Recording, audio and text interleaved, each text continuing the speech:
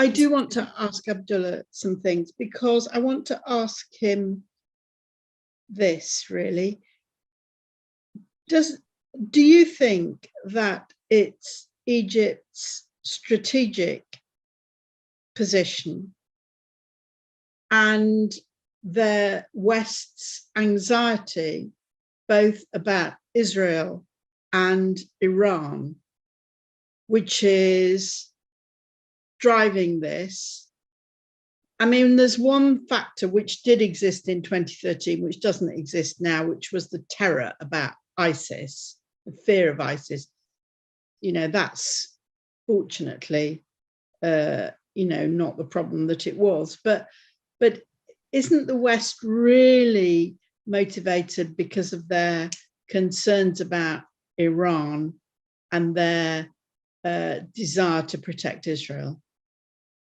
I certainly think those are kind of part of the overall strategic vision that the U.S. has had, certainly since the end of the Cold War, that it's had a number of certain interests, and it's the reason why we continue to see the perpetuation of authoritarian regimes throughout the Middle East. And so Egypt, of course, has always positioned itself as playing a very key role, going all the way back to Camp David, to the time when the Sadat regime decided to completely turn around the foreign policy, the kind of radical Arab nationalism of the Nasser era, to then adopt a very pro-Western, US-centered foreign policy in the region. And it kind of has very dutifully played that role, going to the Gulf War in 1991, where it took part, and basically got all of its debts cleared. All of its foreign debts were cleared as a kind of reward for its participation there.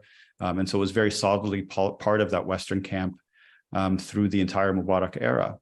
I think the revolution, interestingly, signaled a moment of a kind of a crossroads of whether Egypt was going to chart a separate foreign policy course. And I don't know that we ever saw any real evidence of that.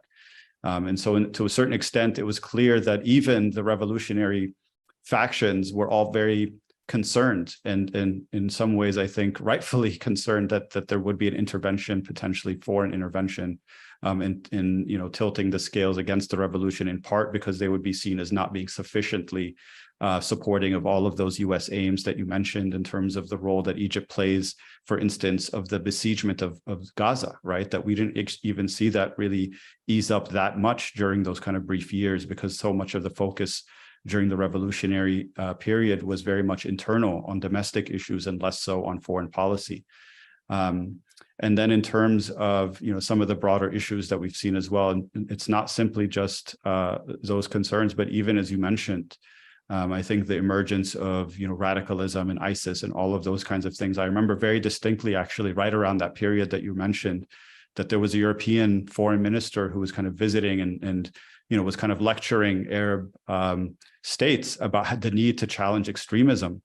And I had this opportunity to ask him a question. I said, well, it's interesting you were talking about this, and you just come from Sharm el-Sheikh, where your government, along with many other Europeans, have pledged billions of dollars to support a government that's come into power through a military coup.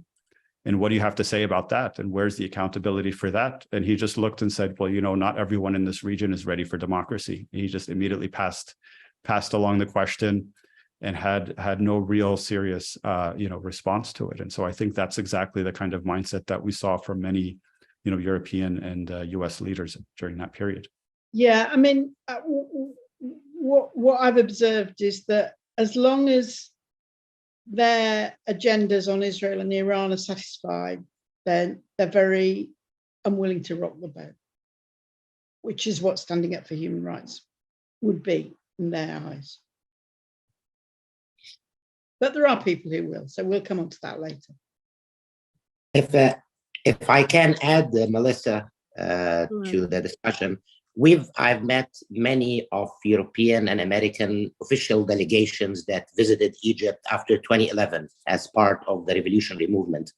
And they all made a point in seeing us as representing the youth revolutionary movement.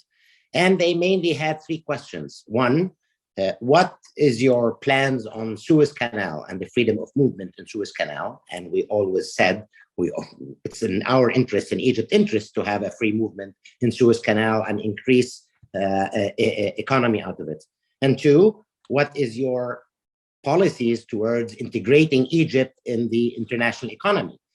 And again, we always said this is not a socialist or a Marxist revolution, so we're not planning to confiscate people's personal belongings or to stop integrating Egypt in the international business community. This is towards our interests. And third and most important, what is your policy with Israel?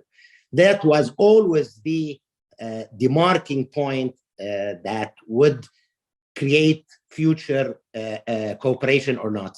And yes, we can never be part of security to the occupation next to us, occupying Palestine and threatening Egypt every day. And there is no democracy in Egypt that will support the security of an occupation next door. That will always remain why the West and the Americans supports dictators in Egypt to keep that relation with Israel, to keep that security of Israel rather than Iran. Israel is the number one issue in their mind when dealing with Egypt. Thank you for pointing out that connection. It's very important.